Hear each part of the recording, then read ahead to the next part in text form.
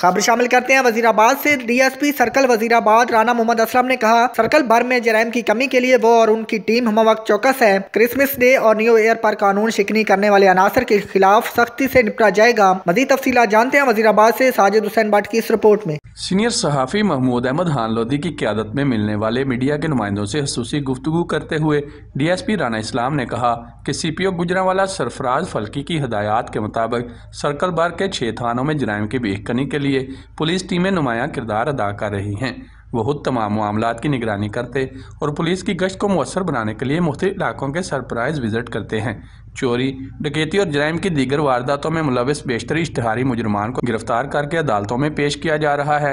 इस सिलसिले में पुलिस को अवामी तावन की ज़रूरत रहती है। शहरी पुलिस को मशकूक अफराद की इतला देकर अपना कौमी फरीज़ा निभाएं।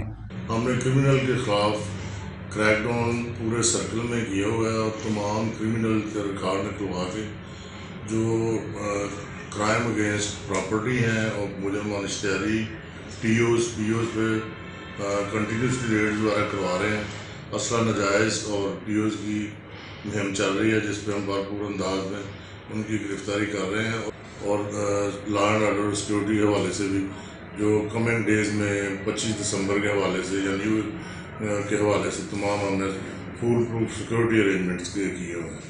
डीएसपी राना मोहम्मद इस्लाम की वजीराबाद में तैनाती के बाद से जराइम की वारदातों में नुमायां कमी देखने में आई है। बिलखसूस गिरानों की तबाही का मूजब बनने वाले नशे की लानत पर काफ़ी हद तक काबू पा लिया गया है, जिस पर सियासी समाजी शख्सियात आसिम महमूद कलेर, साजिद हुसैन भट्ट, सहाफ़ियों कील अहमद लोधी, निसार अहमद, बिलाल अहमद खान लोधी और दीगर ने डीएसपी और उनकी टीम का शुक्रिया अदा किया। कैमरा टीम के साथ साजिद हुसैन भट्ट, सिटी 5 न्यूज़, वजीराबाद।